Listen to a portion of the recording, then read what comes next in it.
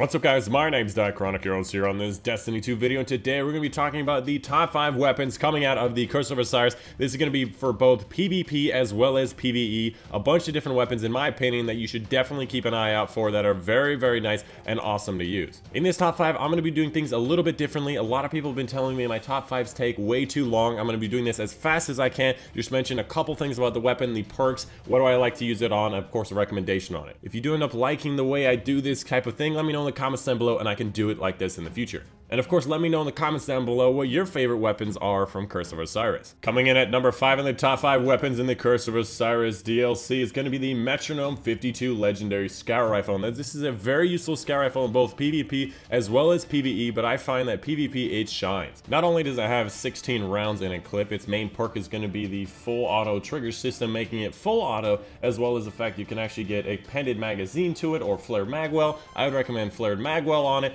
It's amazing to use. It's very easy to use in the medium range engagements. It's close range, as well as the fact that it's scout rifle, so it has long range. Although I'd say it shines more of it long to kind of mid-long range, in that it's obviously a scout rifle, and it's very similar to the Mida multi-tool because it has 180 rounds per minute, where the Mida multi-tool has 200. However, I'd still say the Mida is easier to use because of it's the fact that you can see the radar, it's faster, lightweight, as well as the fact that it's faster to shoot. Coming in at number 4 is going to be the Autumn Wind Legendary Pulse Rifle, and this is one of my favorites because I love pulse rifles from Destiny 1. I wish that they were a lot better in this game, but alas, this is going to be kind of the middle of the pack or back of the pack just because of the pulse rifles are not in the meta. Best things about it is it's 37 magazine size, which is freaking amazing. It's effective at medium range. The fact that it has 37 in a clip makes it very effective at getting 2 kills before having to reload, getting a lot of those double kills, as well as the main perk under pressure means improved stability and accuracy as the magazine gets lower, which is very nice. And the other perk, I recommend Tactical Mag to have increased magazine size to be able to do it even easier at the medium range engagements. Obviously, it's going to have a problem against Uriels. Uriels definitely has a better time to kill and it's a lot easier to use, but this weapon is very nice. If you use it for a while, you'll actually get the hang of it and be able to dominate against those Uriels. Coming in at number 3 is going to be the Atlanta D Legendary Submachine Gun from Hake. If you guys have ever used the Antiope D, you know that these submachine guns from Hake mean business and they are very easy to use. It is a 600 rounds per minute archetype, very similar to the Antiope D, very easy to use. Has 27 in the magazine, which is a bit small, which is why in the perks I recommend taking the extended magazines, and of course the other perk being the tap fire, which is very nice, making it so when you initially fire, it's very accurate, very stable. This weapon in general is very stable and very accurate. It's like a freaking laser at close range, and its aim assistance is right in the sweet spot, not too much, not too little. You can use it at close range without being thrown off everywhere, and it's very easy and nice to use. You definitely can win out against assault rifles at close range,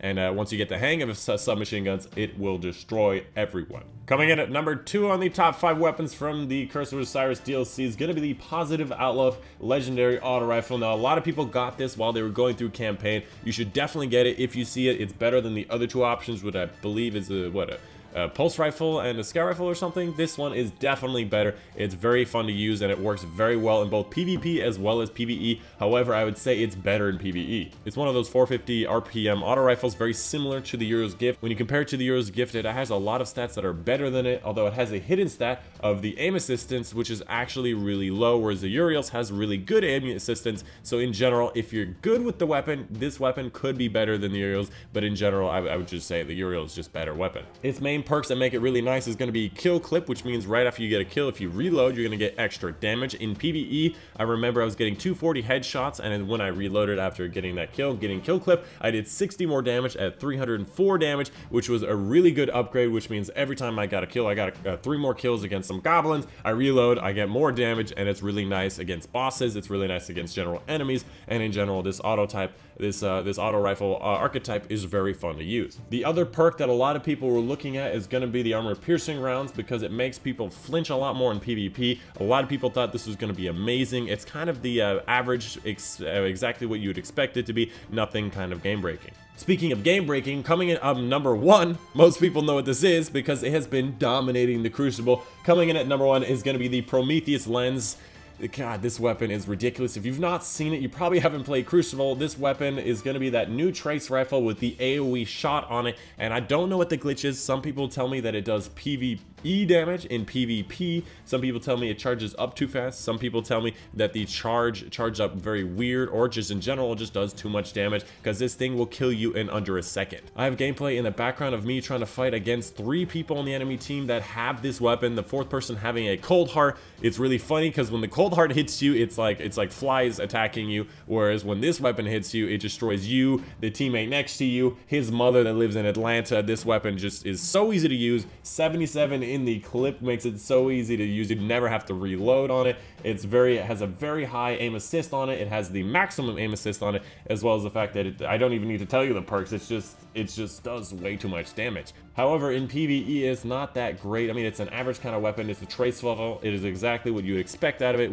especially when considering the cold heart. But in general, the PvP, it's just ridiculous. I cannot believe that Bungie let this weapon out, and they actually addressed it in This Week at Bungie. They talked about it in many tweets. This weapon's gonna get nerfed, so if you do get this weapon, get in Crucible. You will not regret it. It is ridiculous. But anyways, that's a video for you guys today. Hope you guys did enjoy. I think I may have talked a little too fast there, but I wanted to try to get it out as fast as I can without making too much of a kerfuffle about it. But I hope you guys did enjoy. If you did like this style, make sure you leave a like down below. Of course, subscribe for more top 5s in the future. I want to do some more silly ones in the future, like top 5 looking stocks on weapons. You know, I want to do something silly and weird, and maybe do something fun with it. But yeah, let me know what you guys want to see in the future with as regards to top 5s. I can do more PvE, maybe PvE, PvP, all that kerfuffle, and I'm kind of falling over myself. But anyways, that's the video for you guys today. Hope you guys did enjoy. My name's the Nightchronic, and I'll see you guys on the next one.